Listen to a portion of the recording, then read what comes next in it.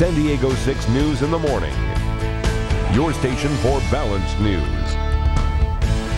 Good morning and welcome to San Diego 6 in the Morning. I'm Courtney Dwyer. And I'm Alex Michelson. It is Saturday, May 16th, and tonight so many San Diegans will be celebrating their prom night.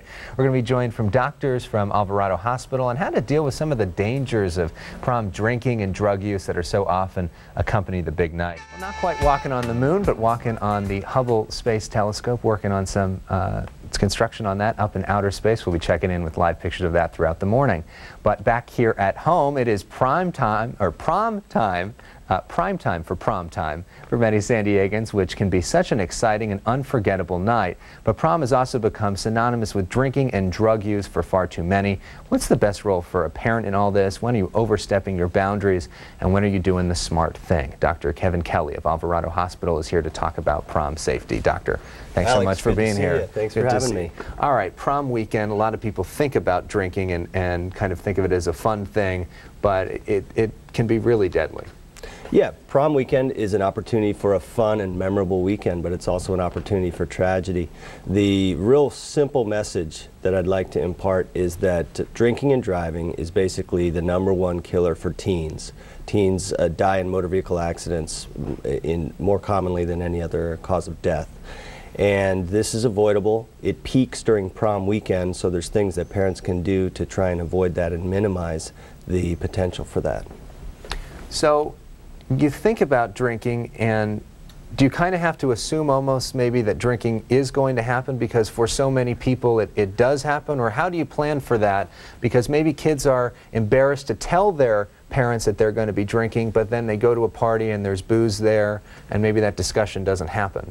Alex, it's an excellent point. A lot of parents assume, well, my kid is an angel, they don't drink.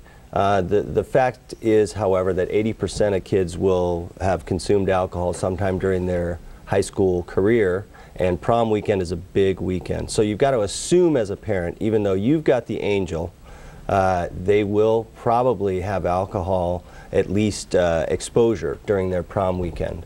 So again, what you have to assume is, since there's going to be alcohol involved, if not with their child, but with perhaps somebody that they will be in a car with, you want to avoid the potential for drinking and driving. How do you do that? Okay, well, the #1 thing is you want to establish a pact with your child, which is, #1, they will not drink and drive. #2, they will not get in a car with anybody else that's been drinking. And #3, they'll wear a seatbelt, because that's another important fact. 70% of the deaths in motor vehicle accidents among teens are related to not wearing a seatbelt. And so, again, start that communication process early. Maybe something else you think about for prom weekend, maybe sometimes you think about drugs, or sometimes think about sex as well. Yeah, these are all realities, and the bottom line is you want to have a frank and candid discussion with your child. This is a time when they may be pushing the limit. They're blowing off steam at the end of their high school career. So you want to lay it all on the table and try and really have an open discussion with your child. I mean, do you have any suggestions maybe on how to start that? Because I think that concept for a lot of people, both parent and student, is a scary one and an intimidating thought. I think the bottom line is that you want to approach your child with respect.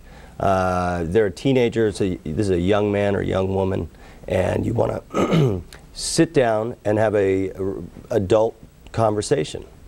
So just sit them down and open the conversation and speak frankly. And also understand the purpose of binge drinking compared to social drinking, because that seems to be lost on so many teenagers. That's also true. A lot of these teens have not been exposed to alcohol before, and 1 or 2 drinks can suddenly create an extremely intoxicated teenager. And also know before you show up, to make sure also before they show up to some of their school events, because kids could get in some real trouble if they show up with alcohol at their prom locations. Yeah, individual schools have different rules about that. But the bottom line is you want to establish the itinerary ahead of time. If you're the parent, you want to sit down and say, where are you going to be from this time to this time? How are you going to get there? That's the most important thing. What are the rides? And really, it's probably worth getting a limo, or at least having the phone number of a cab, or an older brother who's going to be on call to drive them around. Somebody who's guaranteed to be sober and avoid any potential they'll get in a car with somebody that's been drinking. Again, it usually always comes down to communication in the end. That's right. Thank you very much, Doctor. We appreciate it. Hopefully we can help start that conversation. For more information on prom safety, go to san diego6.com and click on Hot Topics.